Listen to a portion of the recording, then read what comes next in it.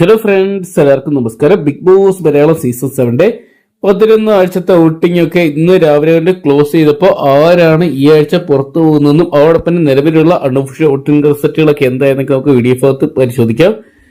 നമ്മുടെ വീഡിയോ ആദ്യമായിട്ട് കാണുന്ന കുറച്ച് കൂട്ടുകാരുണ്ട്. അപ്പോൾ ആ ഒരു വീഡിയോ ആദ്യമായിട്ട് കാണുന്നവരെല്ലാം തന്നെ നമ്മുടെ ചാനൽ ഒന്ന് സബ്സ്ക്രൈബ് ചെയ്ത് കൂടെ കൂടേണ്ടതാണ്.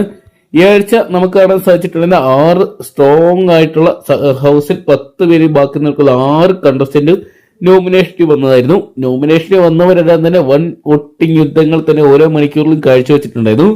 എന്നാൽ പ്രതീക്ഷിക്കാത്ത പലരും ബിഗ് ബോസ് ഹൗസ് വിട്ട് പുറത്തു പോകുന്നു എന്നാണ് ഇപ്പോഴത്തെ പുറത്തു വരുന്ന അല്ലെങ്കിൽ അൺഒഫീഷ്യൽ വോട്ടിംഗ് പരിശോധിക്കുമ്പോൾ കാണാൻ സാധിക്കുന്നത്. 1ാം സ്ഥാനത്ത് അൺഒഫീഷ്യൽ വോട്ടിംഗിൽ കാണാൻ സാധിക്കുന്നത് ഷാനവാസിക്കാനെ തന്നെയാണ്.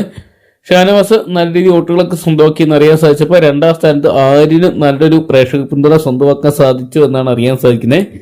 ആര്യനും സേഫായിട്ട് മാറാൻ സാധിച്ചപ്പോൾ 3ാം സ്ഥാനത്ത് അക്ബർ വന്നു എന്ന് പറയപ്പെടുന്നുണ്ട്. അക്ബറിനും അത്യാവശ്യം നല്ല രീതിയിൽ ഈ ആഴ്ച വോട്ടുകൾ സ്വന്തമാക്കാൻ സാധിച്ചപ്പോൾ 4ാം സ്ഥാനത്ത് ലക്ഷ്മി ആണ് വന്നിരിക്കുന്നത്. ലക്ഷ്മി ഈ ആഴ്ച സേഫ് ആകാനുള്ള സാധ്യതകൾ കാണുമ്പോൾ 5ാം സ്ഥാനത്താണ് നൂറയുടെ പൊസിഷൻ. നൂറ നേരിയ ഡിഫറൻസിലാണ് 5ാം സ്ഥാനത്ത് നിൽക്കുന്നത്. ഏറ്റവും ഡേഞ്ചർ സോണിൽ 6ാം സ്ഥാനത്ത് നെവിനാണ് നിൽക്കുന്നതെന്നാണ് എല്ലാ പോളിലും പറയുന്നത്. എങ്കിലും നൂറയുടെ വോട്ട് നേരിയ തോതിലാണ് ഡിഫറന്റ് ആയിട്ട് നിൽക്കുന്നത്. അതുകൊണ്ട് തന്നെ നൂറ ഈ ആഴ്ച പുറത്തു പോകാനുള്ള സാധ്യതകളാണ് കാണുന്നത് കൂടുതലും.